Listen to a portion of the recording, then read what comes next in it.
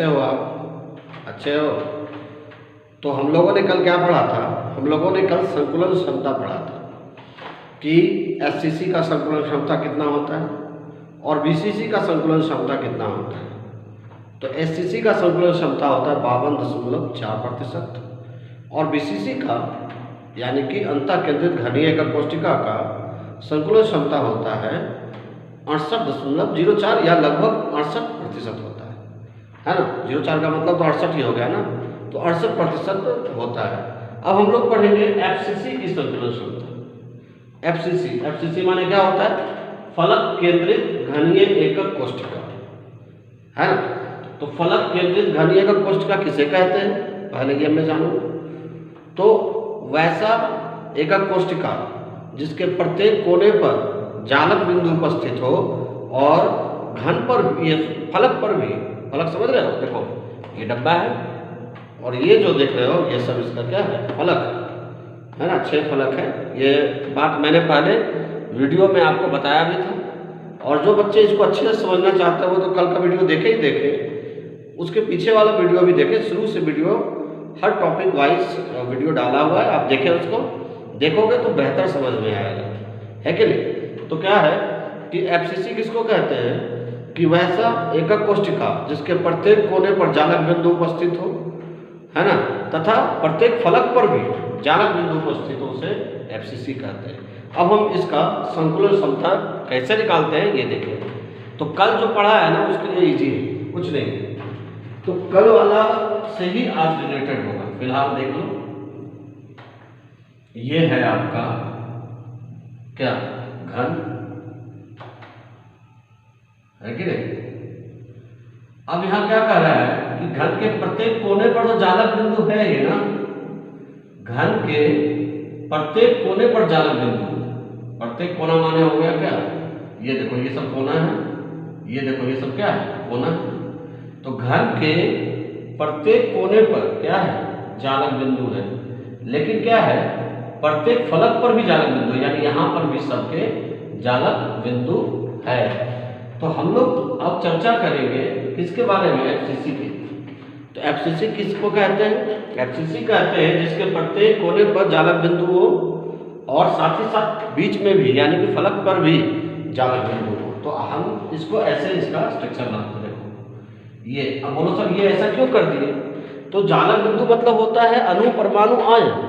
तो अणु परमाणु आयन जो है वो जालक बिंदु, यानी गोला है। तो गोला क्या इतना दूर थोड़ी रहेगा, वो तो हमेशा जब भी रहेगा तो काफी निकट रहेगा, पास रहेगा। तो ये तो हो गया ये वाला। अब जो बीच में है फलक पर जो है वो हो गया, है कि नहीं। और ये वाला जो है वो इस तरह से हो गया, है ना। समझ में आया ये कैसे की? देखो फिर से नहीं आया तो फिर से देखो कि हम लोगों ने क्या किया। पहले एक घन खींचा, दिस इज, ये है घन। अब इसमें क्या किया, ध्यान देना है हम। इसमें क्या किया कि घन के क्या है? प्रत्येक कोने पर जालक बिंदु।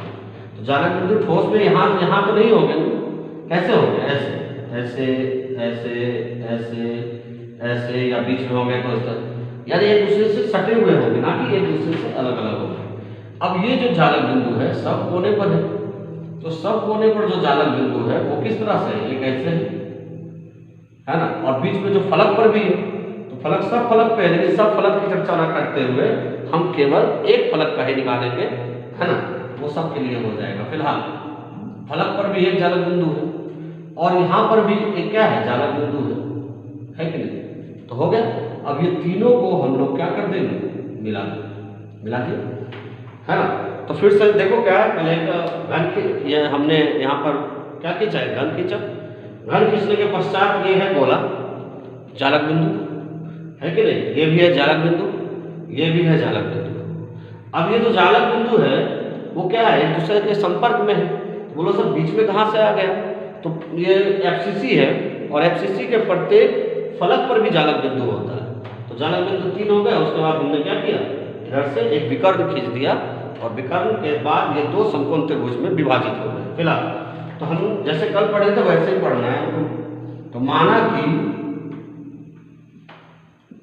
घनीय एकक कोशिका घनीय एकक कोष्टिका के कोर की लंबाई क्या लंबाई। तो क्या मान लिया हमने, कल क्या माना था, याद है ए, तो यहाँ भी ए। तो चूंकि ये क्या है, किसकी भुजा है, ये सब घन की भुजा है ना, सब किसकी भुजा है, घन की भुजा है। और घन की भुजा क्या होती है, सब बराबर होती है। तो ये हो गया सब किस क्या हो गया, ए ही हो गया ना क्या।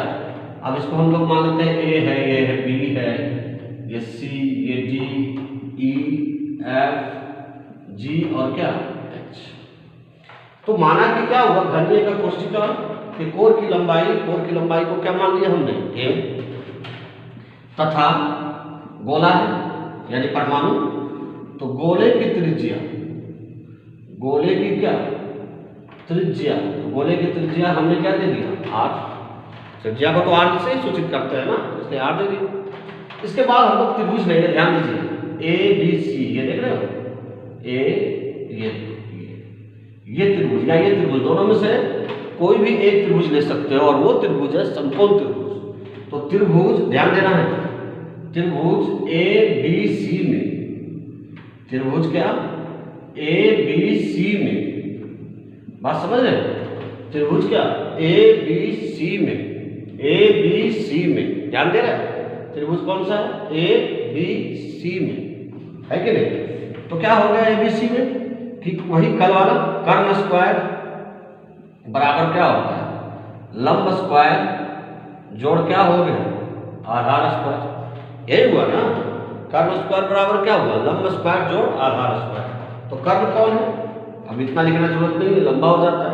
तो कर्ण तो ये है ना भाई, ये त्रिभुज ये है समकोण त्रिभुज, तो कर्ण तो यही हुआ ना, यदि एंगल यहाँ बन रहा है तो कर्ण तो ये हुआ। तो त्रिभुज क्या है ए बी सी में, ए सी स्क्वायर बराबर क्या हो गया, B C square, B C यानी ये बी सी स्क्वायर जोड़ कौन सा, ए बी स्क्वायर, जोड़ क्या हो गया ए बी स्क्वायर, यानी कर्ण स्क्वायर बराबर लंब स्क्वायर जोड़ आधार स्क्वायर। तो AC ये है, देखो तो AC को हम लोग मान लेते हैं B या C या जो मान सकते हैं, BC जो भी मान सकते हैं।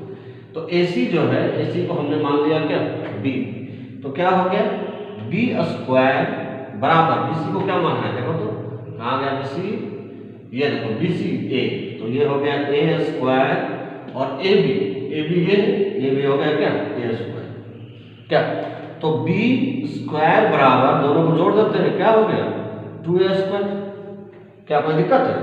तो फिर B बराबर under root 2A square, then B बराबर क्या हो गया अंडर रूट 2A।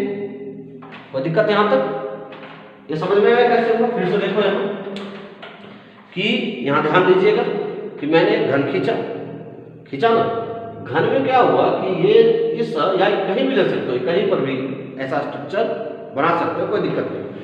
घन में क्या हुआ कि ये जो है, ये यहाँ पर मैंने एक गोला दिखाया, आप यहाँ भी दिखा सकते थे, यहाँ भी दिखा सकते थे, आप यहाँ पर भी दिखा सकते थे, इधर से कोई दिक्कत नहीं था। तो यहाँ पर एक गोला क्यों बोलो सर, कहाँ से गोला आ गया, तो ये जो देख रहे हो ना बिंदु भाई, ये देख रहे हो ना बिंदु, ये सब गोला ही है, एक दूसरे से इतने दूर थोड़े ही हैं, ये तो काफी पास है, तभी तो वो ठोस का निर्माण कर रहे हैं ना। तो ये हो गया, बीच में बोलोगे सर कहाँ से आया, तो चूंकि हम लोग बात कर रहे हैं FCC का, यानी फलक केंद्रित घनीय एकक कोष्टिका का, और फलक केंद्रित घनीय एकक कोष्टिका कहते हैं कि जिसके प्रत्येक कोने पर तो जालक बिंदु हो, साथ ही साथ फलक पर भी हो। तो यही फलक पर हमने एक बिंदु को दिखा दिया। उसके बाद ये वाला जो है, ये कहाँ से आया, तो ये वाला जो है इस कोने पर नहीं रहता है जालक बिंदु, इस कोने पर भी तो जालक बिंदु रहता है ना भाई, ये दिखाते हैं, ठीक है।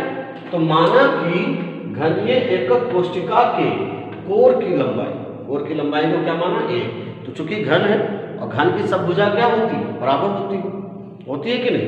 तो क्या हो गया कि यहाँ पर क्या हो गया कि कोर की लंबाई हो गया A, तथा गोले की त्रिज्या, ये गोला है ना, तो गोले की त्रिज्या को क्या मान लिया हमने R। तो त्रिभुज ABC में, त्रिभुज देखो कौन सा है ABC, ए बी सी में समकोण त्रिभुज है, दिख रहा है। क्यों समकोण त्रिभुज है? क्योंकि जब ये तो वर्ग है ना, वर्गों से मिलके, तो वर्ग को जब ये रेखा काटती है, इसको विकर्ण कहते हैं, एक्चुअल में जानते भी होंगे विकर्ण। तो विकर्ण क्या होता है कि अब ये दो समकोण त्रिभुज बना, एक और एक क्या, दो। तो ये जो है ये समकोण त्रिभुज जो बना, तो उस समकोण त्रिभुज को लेके हम लोग चले। तो त्रिभुज क्या हो गया, एबीसी में क्या हो गया, AC स्क्वायर जो कि कर्ण है, AC स्क्वायर बराबर क्या हो गया, BC स्क्वायर जोड़ AB स्क्वायर। फिर से सुने, AC स्क्वायर जोड़ क्या, AB स्क्वायर और सॉरी BC स्क्वायर जोड़ क्या हो गया, AB स्क्वायर। तो AC को हमने क्या माना, B, तो B स्क्वायर हो गया। BC को क्या माना हुआ है, क्योंकि कोर की लंबाई है तो A है, तो A स्क्वायर हो गया। AB है, कोर की लंबाई है, क्या हो गया, A स्क्वायर हो गया। तो B स्क्वायर बराबर हो गया 2A स्क्वायर, दोनों जोड़ के। अब स्क्वायर को इस साइड ले आए तो B बराबर क्या हुआ, √2A स्क्वायर। तब B बराबर क्या हुआ, √2A। कोई दिक्कत यहां तक? अब चलो, अब यहां ध्यान दीजिए, चूंकि देख रहे हो B देख रहे हो, ऐसे ऐसे ऐसे और ऐसे, यहां से लेकर लाइन खींचा हुआ है यहां तक, है कि नहीं, यही ना है। ये लाइन क्या कहला रहा है, ये जो लाइन है इस लाइन को हम लोग कहते हैं B। देखो यहां पर यही लाइन है ना, B। अब कोई आपसे पूछ ले कि भाई B जो है वो कितने त्रिज्या के बराबर है, बता सकते हैं आप? कल मैंने बताया था, तो बताइए, कमेंट बॉक्स में लिखिए, है कि नहीं। इसको समीकरण नहीं करना है। तो B कितने त्रिज्या के बराबर है, बता सकते हैं? तो ठीक है, कितना त्रिज्या के बराबर कमेंट बॉक्स में लिखे आप। ठीक है, बिल्कुल 4 त्रिज्या के बराबर। चूंकि B देखो कैसे 4 त्रिज्या, यहां से यहां तक है ना, ये लाइन है, यही लाइन है ना। देखो यहां से यहां एक त्रिज्या, यहां से यहां एक व्यास है ना, व्यास क्या है, यहां से यहां क्या है, व्यास है। तो एक व्यास में कितने त्रिज्या होते हैं, 2। तो यहां से यहां क्या हुआ, एक त्रिज्या, यहां से यहां 2 त्रिज्या, यानी 1 2 3 त्रिज्या हो गई, और एक यहां से यहां 4। इसको यहां समझो बेहतर कि यहां जो है यहां से यहां एक त्रिज्या हुआ, फिर यहां पर एक व्यास है, यानी व्यास का मतलब परिधि दोनों के क्या है, बीच की दूरी हो गई, यहां पर यहां से की बीच की दूरी। अब क्या हो गया कि ये जो है ये भी एक आर्क है, क्योंकि एक व्यास में 2 त्रिज्या होती है, तो ये हो गया और ये है आर।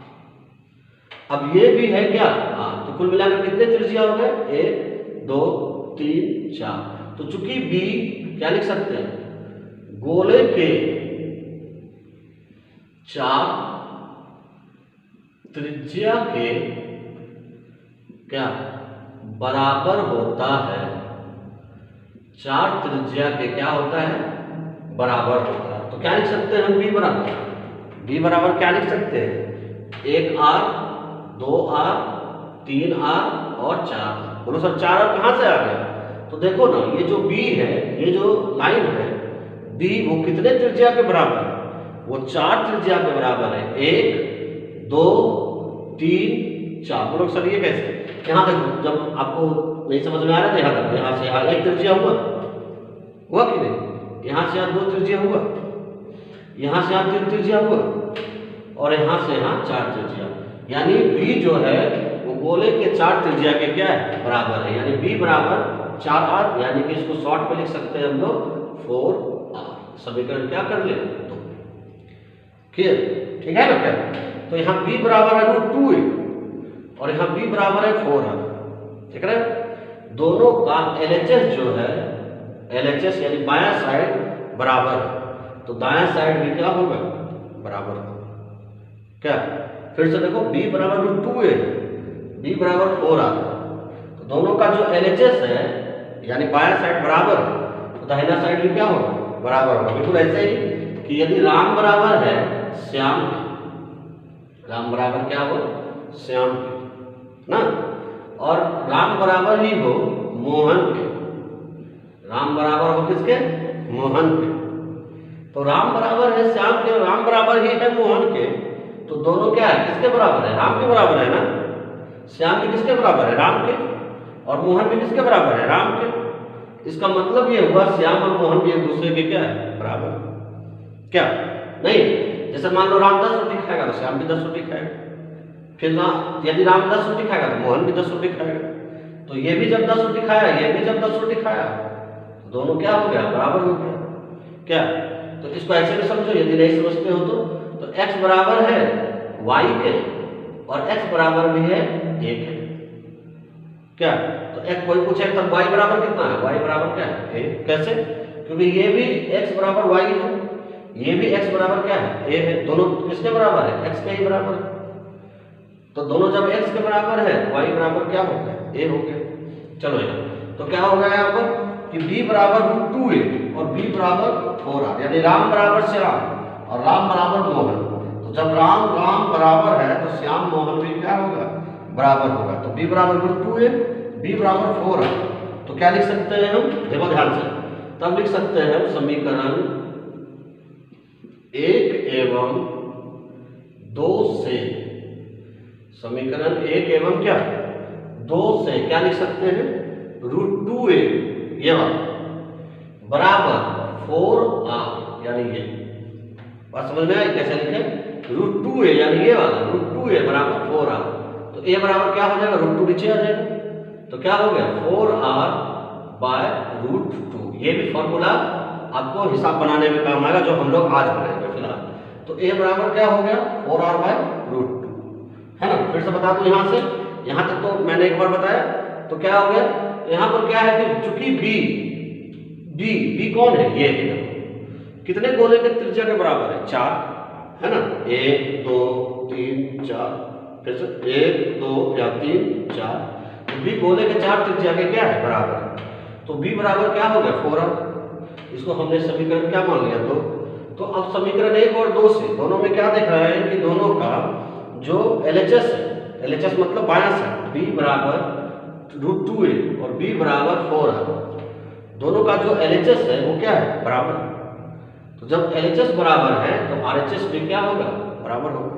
तो क्या हो गया, a बराबर 4r/√2। कैसे हुआ, √2 यहाँ a, √2a बराबर क्या हो गया 4r। अब a निकालना है तो √2 को क्या कर दिया नीचे, तो a बराबर क्या हो गया 4r/√2। अब आगे हम लोग थोड़ा सा और पढ़ते हैं, उसका लिखने का चांस देंगे, है ना। अब क्या है, तो कोई बोल दे घनीय एकक कोष्टिका का आयतन कितना होगा, कोष्टिका का क्या आयतन। तो घन का आयतन क्या होता है, जानते हो ना, घन का आयतन क्या होता है, तो भुजा क्यूब यानी a क्यूब, यही होता है ना, कल भी पढ़ाया था। कल वाला ही सेम, जो कल वाला सब सही से समझ गया है उसके लिए आज वाला कुछ नहीं है, तो कीजिए, है ना। तो घनीय एकक कोष्टिका का आयतन क्या हो गया a क्यूब। अब a का मान कितना दिया हुआ है, देख लो, a का मान दिया हुआ है 4r/√2, यही दिया हुआ है ना, 4r/√2, देख रहे, a का मान कितना दिया हुआ है 4r/√2। तो a का मान है, लेकिन यहाँ क्या है होल क्यूब। होल क्यूब का मतलब क्या होगा, 4r कितना बार रिपीट होगा, 3 बार। यदि होल 2 था तो 2 बार रिपीट होता, तो क्या हो गया 4r/√2 गुना 4r/√2 गुना 4r/√2, तीनों को गुना कर दीजिए, तो 4 चक 16 चके 64 और r 3 को है तो r क्यूब, और इसको गुना के √2 कितना हो गया 2, और यहाँ है तो क्या हो गया √2। फिर समझिए, घनीय एकक कोष्टिका का आयतन क्या होता है a क्यूब। a क्यूब अब पूछो सर कहाँ से आ गया, तो घन का आयतन क्या होता है, भुजा क्यूब होता है, इतना तो जानना पड़ेगा ना आपको कि उसमें भी 0 रहोगे तो कैसे काम चलेगा। तो घनीय एकक कोष्टिका का आयतन क्या हो गया, भुजा क्यूब a क्यूब, a का मान यहाँ दिया हुआ है 4r क्या है √2, तो का होल क्यूब, अब होल क्यूब यहाँ से है 3, तो 3 लिखा हुआ है, या 4 लिखा तो 4 बार रिपीट करते, तो 4r/√2 गुना 4r/√2 गुना 4r/√2 बराबर 4 चक 16 चके 64 r क्यूब 2√2 हो गया। चलो कॉपी कर लो, कॉपी कीजिए।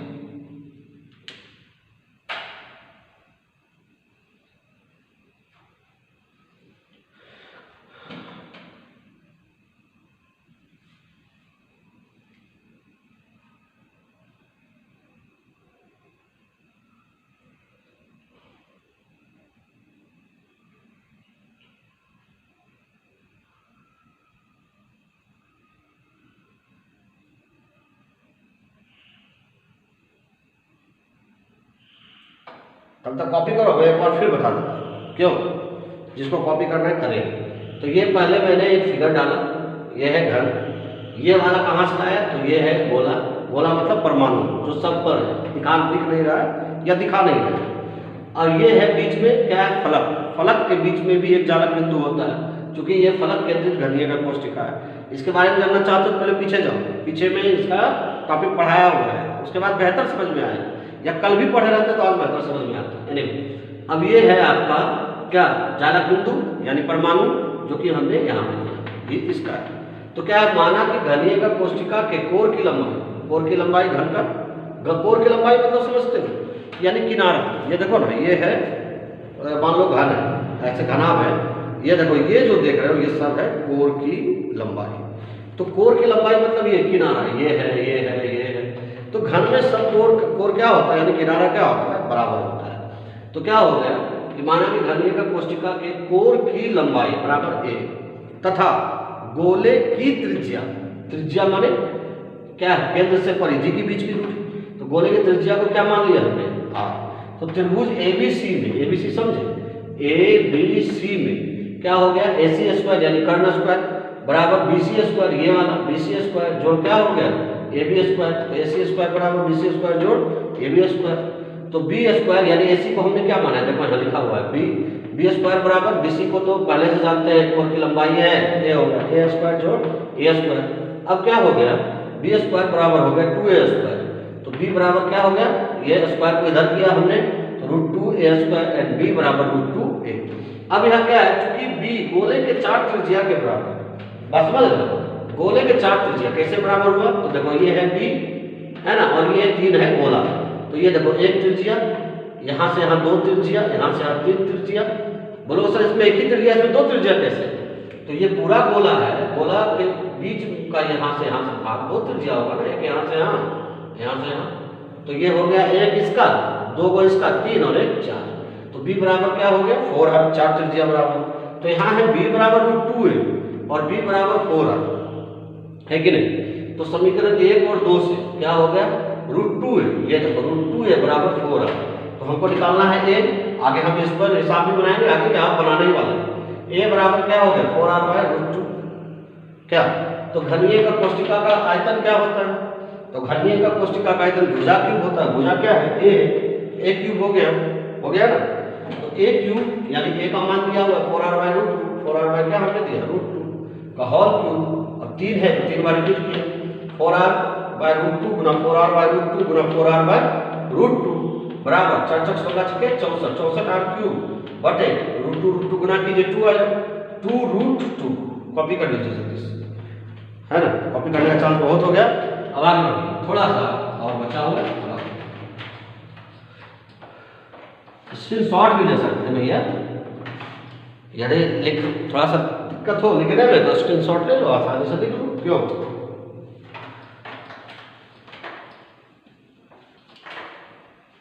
तो चलो अब क्या है, घनीय का कोष्टिका का है, चूंकि FCC में है ना, FCC में एक चीज और यहाँ पर मैं भूल गया कि ये जो है ये SCP है कि नहीं, SCP तथा CCP ये दोनों का भी संकुलन क्षमता यही है, याद रखिएगा।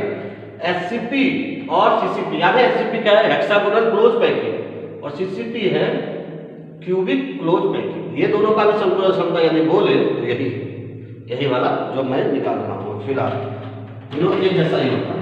तो चूंकि क्या हो गया, FCC में कितने परमाणु होते हैं, कमेंट बॉक्स में लिखिए, FCC में परमाणु की संख्या कितने होते हैं, how many atoms are present in FCC, how many atoms are present in FCC, give answer on comment box।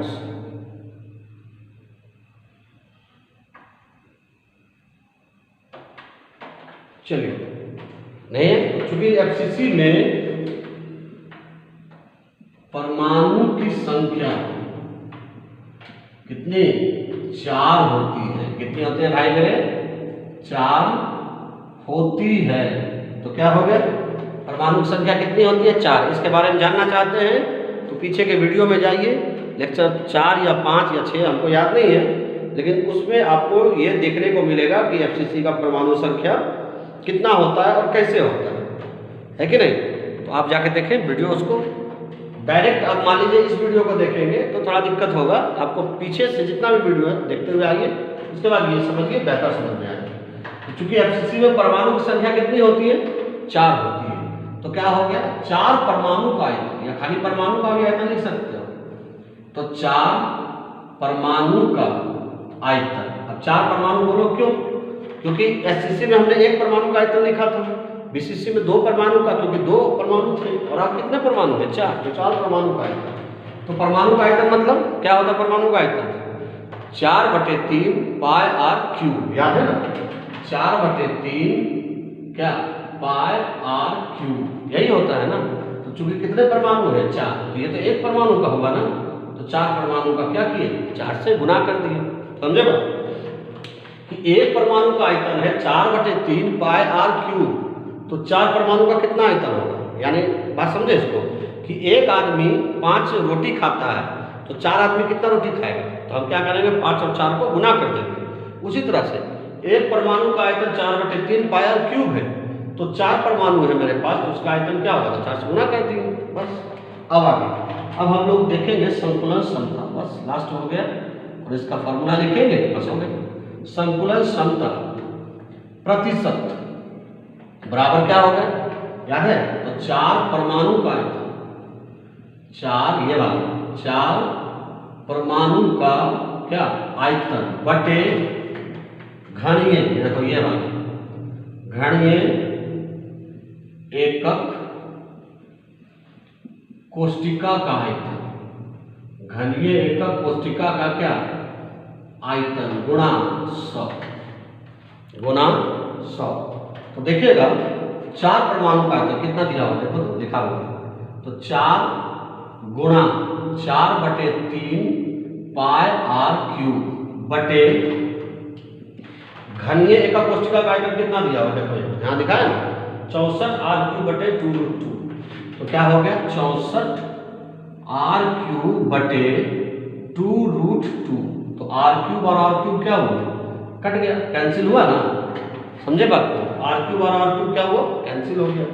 क्योंकि पाई का मान कितना दिया होता है? 22/7, 22/7 होता है। तो पाई का मान हमने रखा, तो क्या हो गया? 4 गुणा 4/3, पाई का मान कितना होगा? 22/7 बटा 64 और 2√2, 2√2। चलिए अब आगे आप लोग देखिए, यहाँ तक कॉपी कर लिए थे आप लोग, और चलिए आगे हम लोग देखें, इसको मिटा देते हैं।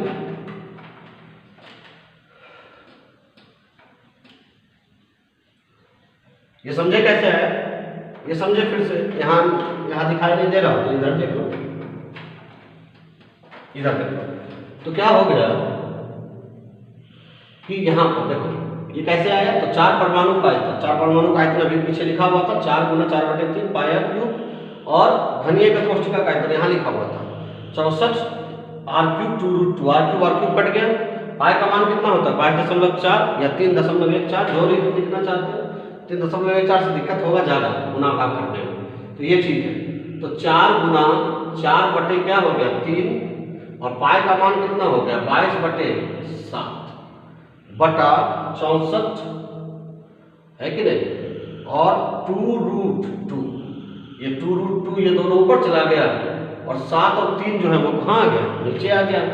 तो क्या हो गया देखो तो हो गया 4 गुणा 4 गुणा 22, ये वाला 4 गुणा 4 गुणा 22, और ये चल गया ऊपर।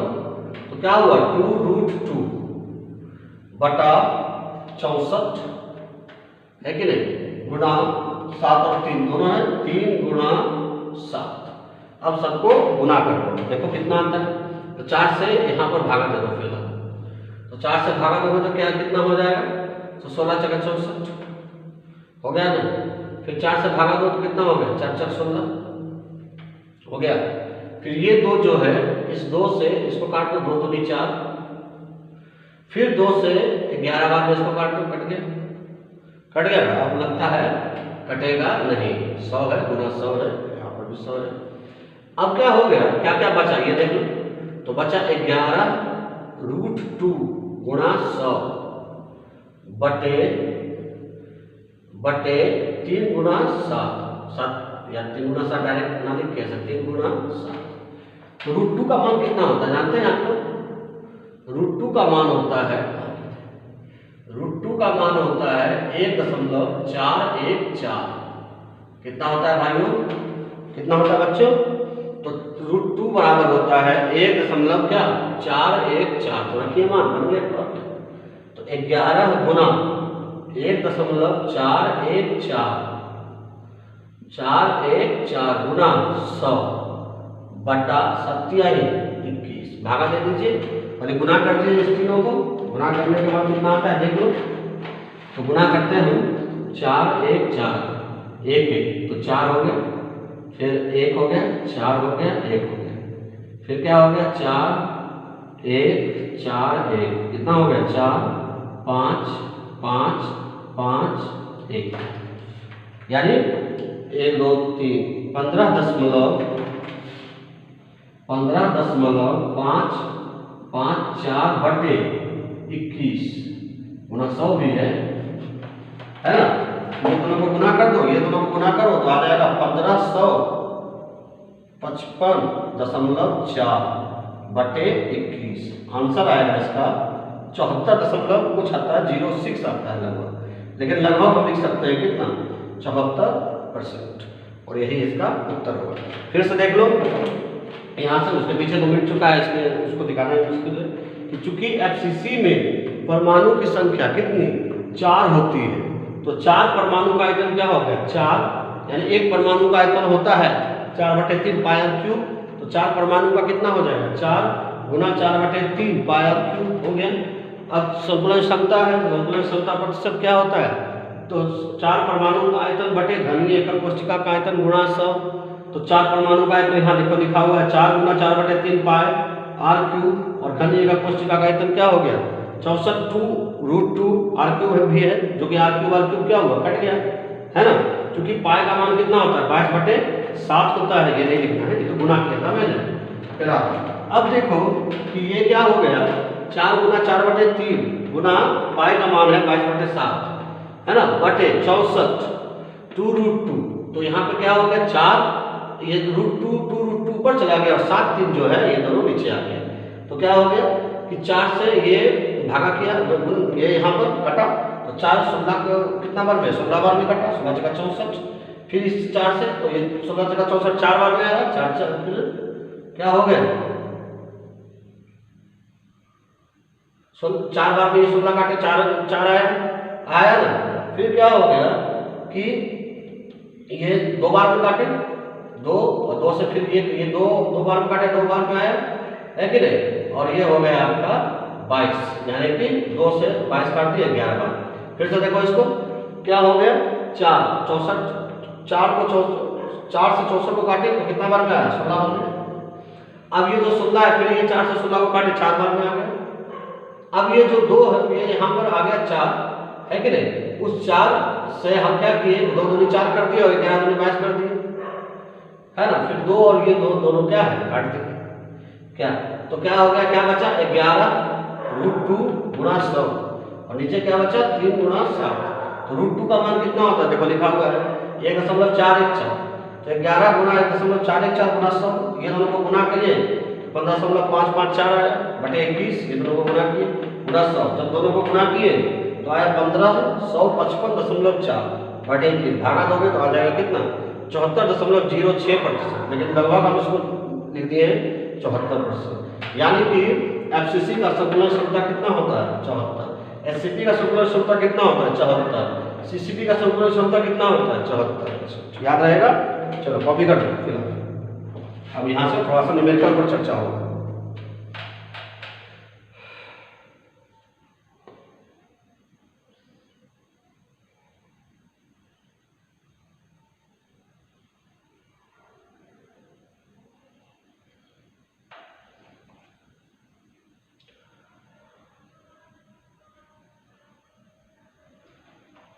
हो गया कॉपी? चलिए हो गया है कॉपी, तो चलिए आगे बढ़े।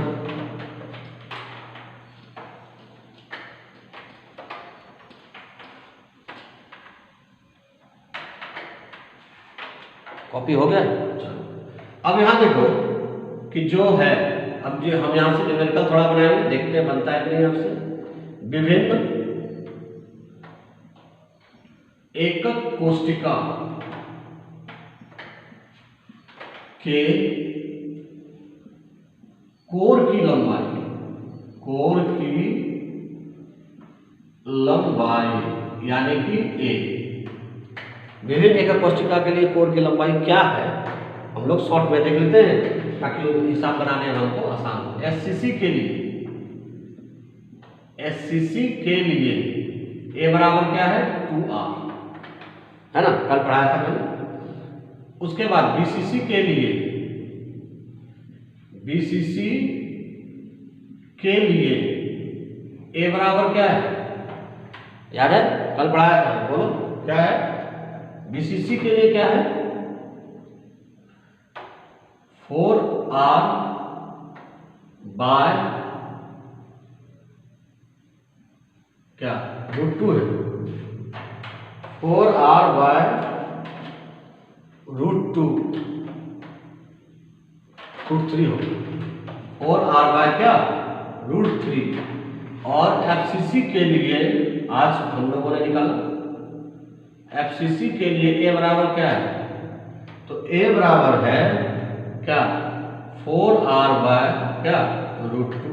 सही है ना? देख लो, सही है ना तीनों? फिर से देख लेते हैं। एससीसी के लिए ए बराबर क्या है? 2r। बीसीसी के लिए ए का मान यानी कोर की लंबाई क्या होती है? 4r bye √3। और एफसीसी के लिए ए का मान कितना होता है? 4r bye √2।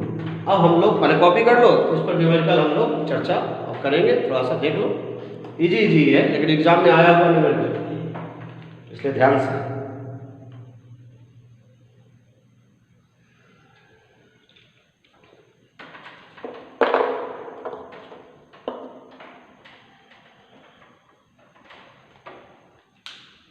चलिए ये कॉपी कर लीजिए हम लोग।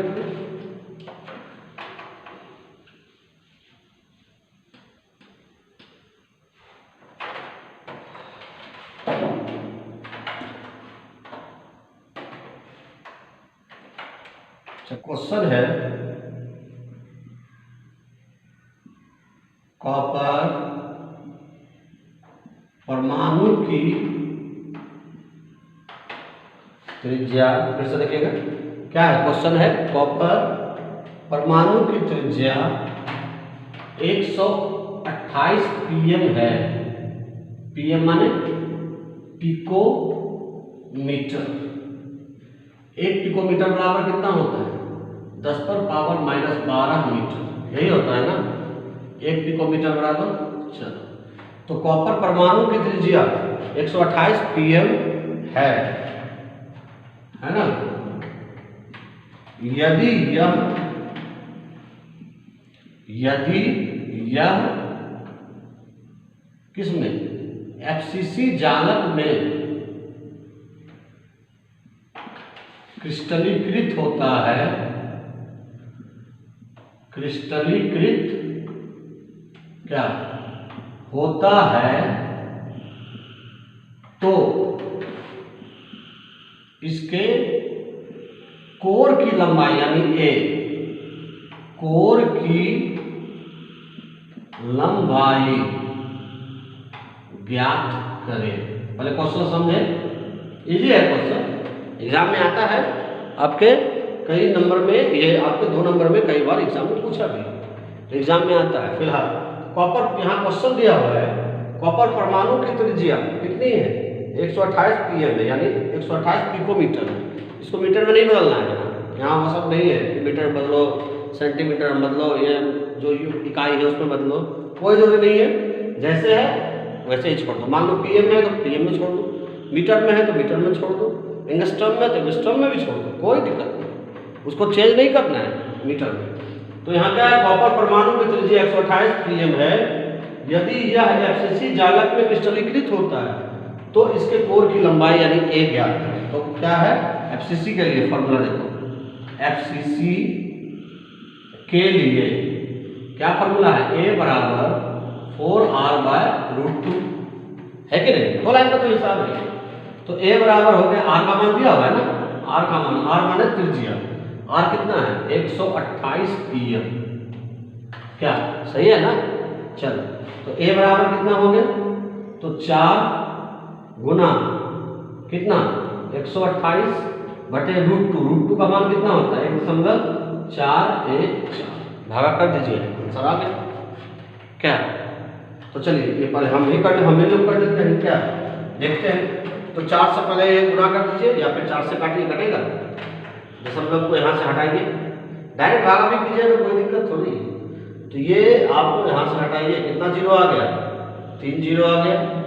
उसके बाद 4 से कटेगा, 4 3 बार, 2 बार 3 बार में, फिर 2 4 5 20 नहीं कटेगा। तो आपको क्या करना है, छोटा करना है इसको।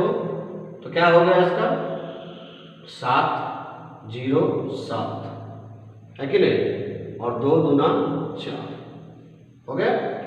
अब नहीं कटने वाला है, तो क्या हुआ 128 200 क्या 56 गुना 1000/707 भागा, ये दोनों को गुना करें तो गुना यहाँ इधर करते हैं है ना, या यहीं पर कर देते हैं। तो ये दोनों को गुना करें कितना आ गया 56,000 और भागा देते कितना से 707 से, भाग देखे देखे तुरंत है ना, देखे कितना आता है जल्दी से, आपके पास समय बहुत कम है और आपको आंसर देना है। कितना आएगा देखिएगा आपको,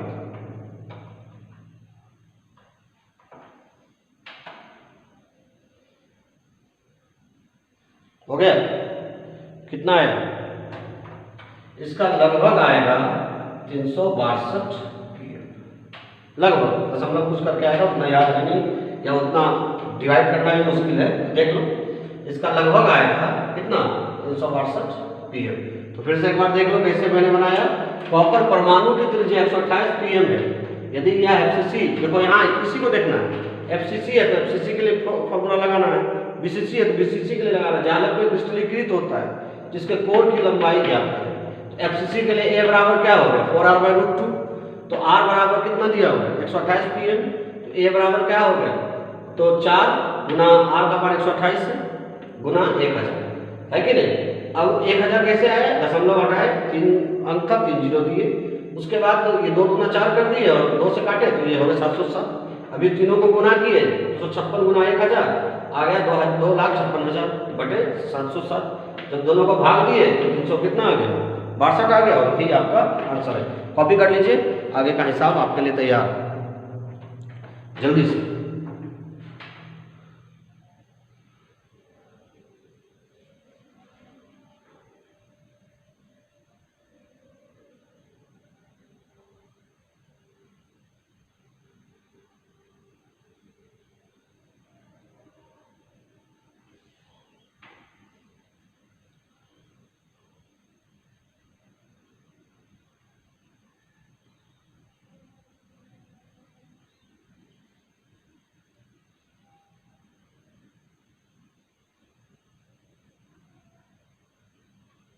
हो गया, चलो अब आगे हम लोग एक क्वेश्चन देते हैं, आपको स्वयं बनाना है।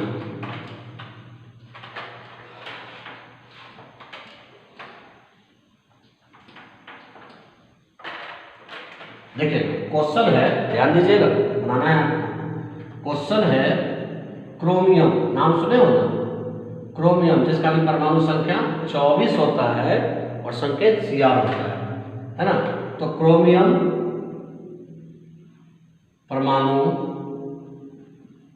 की त्रिज्या 1.25 एंगस्ट्रॉम है ना, और 1 एंगस्ट्रॉम बराबर कितना होता है 10⁻⁻10 मीटर, यही होता है ना 1 एंगस्ट्रॉम बराबर। लेकिन यहाँ पर चेंज करने की जरूरत नहीं है, ये नहीं कि चेंज कर देना है, वो सब नहीं करना है, ये फिजिक्स में करते होंगे, यहाँ केमिस्ट्री में नहीं करना है। यहाँ सिंपल जैसे है वैसे ही रहने देना है, एंगस्ट्रॉम में है और आंसर में एंगस्ट्रॉम में ही आएगा। तो क्रोमियम परमाणु की त्रिज्या 1.25 एंगस्ट्रॉम है ना। यदि यह BCC, यहां हिंदी में भी लिख सकता है ऐसे, अंतः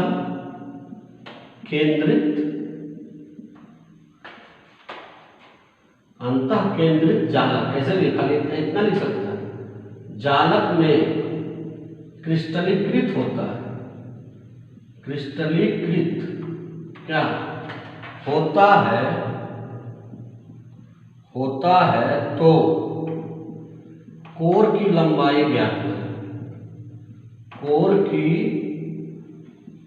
लंबाई ज्ञात करें। ये कौन सा है, अंतः केंद्रित है, कौन सा है, BCC है। फॉर्मूला लगाएं, बनाएं। आपके पास कितना मिनट है, 1 से 1.5 मिनट का समय मैं दूंगा आपको, आप लोग बनाएं, फिर आगे बढ़ूंगा मैं, हम लोग बढ़ेंगे आगे, देखेंगे।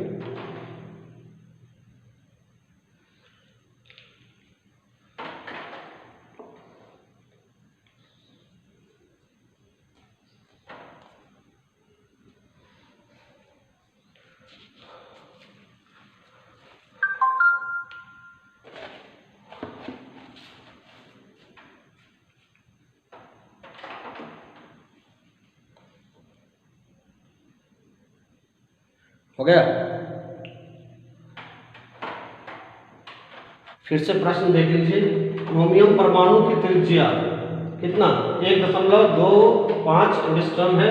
यदि यह अंतः केंद्रित जालक में क्रिस्टलीकृत होता है तो कोर की लंबाई ज्ञात करें। हो गया। तो आप देखिए कि यहाँ क्या लिखा हुआ है, अंतः केंद्रित जालक, अंतः केंद्रित माने BCC। तो BCC के लिए A का मान कितना होता है, BCC के लिए ध्यान देंगे, BCC के लिए A बराबर होता है, ध्यान दो, 4R बाय क्या हो गया, √3। तो R का मान तो दिया हुआ है ना भाई, कहाँ देखो तो, कहाँ है, यहाँ 1.25 एंगस्ट्रॉम। आपको ध्यान रखना है कि एंगस्ट्रॉम है, इसमें मीटर में चेंज करने नहीं करना है, यहाँ करने का झंझट नहीं है, यहाँ है कि नहीं। एंगस्ट्रॉम है तो एंगस्ट्रॉम में ही आंसर आएगा, कोई दिक्कत नहीं। तो हो गया A बराबर 4 गुना 1.25 और √3 का मान 1.732 होता है, शायद याद है ना। √3 का मान कितना होता है, 1.732। अब ये दोनों को गुना करो तो शायद आया 5, आएगा कि नहीं, चल बचे, हाँ 5 आएगा, और ये हो गया 1.732। जब भागा दोगे तो आंसर आ जाएगा 2.89 एंगस्ट्रॉम। यही इसका उत्तर, कॉपी कर सकते हैं यदि बनाया है तो। चलो बना लिया आपने, फिर देखो नेक्स्ट क्वेश्चन।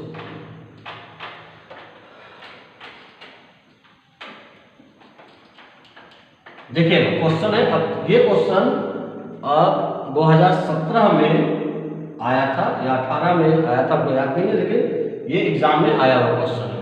ये क्वेश्चन है लिथियम BCC जालक बनाता है। लिथियम कौन जालक बनाता है, BCC जालक बनाता है ना। यदि इसके कोर की लंबाई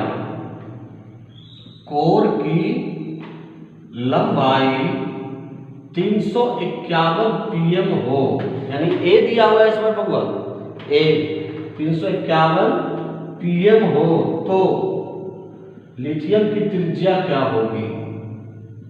तो लिथियम की त्रिज्या क्या होगी, आपके पास कुछ मिनट का आपके पास समय है, तब तक मैं इंक भर लूँ और देखें अब क्या बनेगा।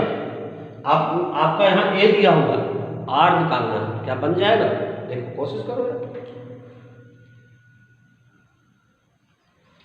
देखिएगा।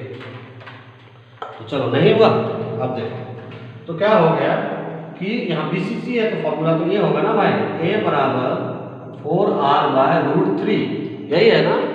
अब A जो है दिया हुआ है, कोर की लंबाई 351 pm है, यही है ना, 300 इधर से बनाऊँ मैं, 351 pm है। अब A बराबर 4R बाय √3 दिया हुआ है, तो A बराबर क्या होगा, 351 pm निकालना आपको क्या है आर, तो आर इक्वल्स क्या है वाट। कैसे निकालेंगे आप, तो चलिए देख लेते हैं। तो ए निकालना हमको आर है, तो आर निकालना है, तो ये दोनों क्या होगा क्रॉस मल्टीप्लिकेशन यानी गुना हो जाएगा, तो हो जाएगा 4r बाय a√3, यही होगा ना, ये इससे गुना हो जाएगा 4r, और तब r बराबर क्या हो जाएगा a√3 बटे 4, r बराबर क्या हो गया a√3 बटे 4। अब a का मान कितना दिया हुआ है, यहाँ देखो 351 गुना √3 का मान कितना होता है 32 बटे 4, क्या है कि नहीं। अब ये दोनों को क्या कर दो आप गुना कर दो, तो आ जाएगा 607.932 बटे कितना हो गया 4, है ना। ये दोनों को गुना करने में कितना है, गुना कर सकते हो, देखो यदि आ गया तो ठीक है, आएगा ही इतना ही आएगा 607.932 बटे कितना हो गया 4 हो गया, और जब इसको भाग दे दिए तो आंसर आ गया 151.983 और हो गया ये पी। फिर से सुनो कैसे मैंने बनाया, क्या पूछ रहा है यहाँ पर कि कोर की लंबाई दिया हुआ है, त्रिज्या पूछ रहा है, तो a बराबर 4r/√3 हो गया, a का मान 351 pm है, r पूछ रहा है वाट है, ये आपको एनसीईआरटी में भी हिसाब मिलेगा, ये न्यूमेरिकल मिलेगा, तो जाए देखिए इसको।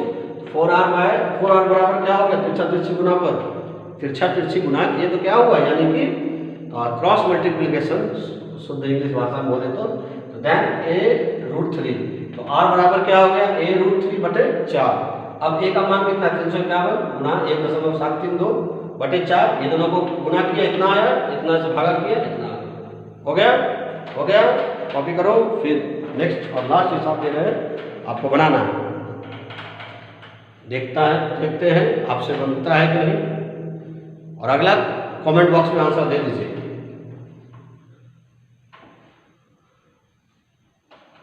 हो गया, क्वेश्चन है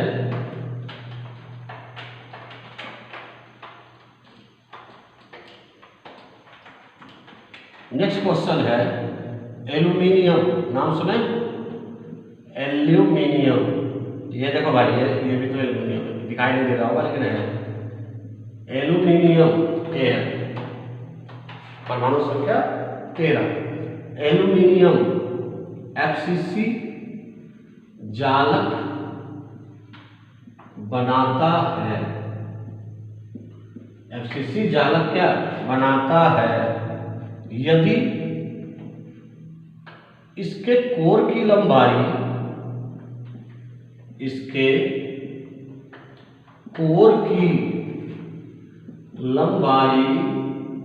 400 pm हो, pm मतलब वही पिकोमीटर हो, तो इसकी त्रिज्या ज्ञात करें, इसकी त्रिज्या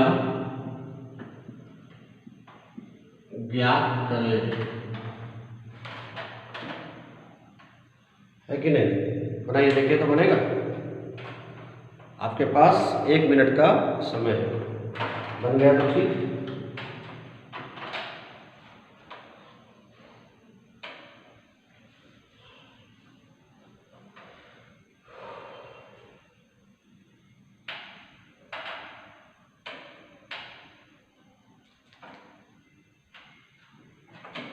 चलो नहीं बना, हम बनाते हैं, देखते हैं, समय उतना नहीं रहता ना भैया, ऐसे हो सकता है। a बराबर 4r बाय क्या हो गया √2, तो a दिया हुआ है 400 pm, है कि नहीं, और r है वाट। अब क्या होगा, अब कैसे बनेगा, तो चलिए ना देखते हैं, इधर से बनाना शुरू करते हैं। देखिए यहाँ से तो क्या हो गया कि अब है क्रॉस मल्टीप्लिकेशन कर दे, तो 4r बाय क्या हो गया a√2, तो r बराबर हो गया क्या a√2 बटे 4, तो a का मान कितना दिया हुआ है 400 है, गुना √2 कितना है 1 दशमलव कितना होता है याद है √2 का मान 414 बटे हो गया 4, भागा करो कितना आ गया, इसका आया गुना करके आ जाएगा 565.6 बटे क्या हो गया 4, 565.6/4 और जब भागा करोगे तो आ जाएगा आंसर 141.4 DM। बस ये दोनों गुना किए, इतना आया। फिर से मैं बताऊं, a बराबर 4r क्या है √2, a का मान दिया हुआ है 400 PM, r बराबर वाट हो गया, फिर तिरछा तिरछी गुना किए, क्रॉस मल्टीप्लिकेशन किए, तो इधर हो गया 4r, ये इधर आ गया a √2, r बराबर ये 4 नीचे आ गया a √2 बटे क्या हो गया 4, तो a का मान दिया हुआ है 400 है कि नहीं, तो 400 गुना 1.414/4, ये दोनों को गुना किया मैंने तो 565.6/4 भागा किया तो आ गया 141.4 हो गया। कॉपी कर लीजिए।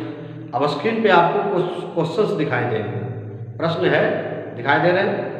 हाँ, तो ये जो प्रश्न है जो दिखाई दे रहा है आपको उसका उत्तर है ना बनाना है, कॉपी में बना लेना है और आंसर कमेंट बॉक्स में डाल देना है। क्यों, 1 2 3 क्वेश्चन जो भी हो, इसमें जो भी क्वेश्चन है वो आपको कमेंट बॉक्स में उसका उत्तर देना है, पूरा बनाना नहीं है, बनाना कॉपी में और आंसर देना है कमेंट बॉक्स में। तो इसी के साथ आपका क्लास क्या होता है, समाप्त होता है। मिलते हैं कल।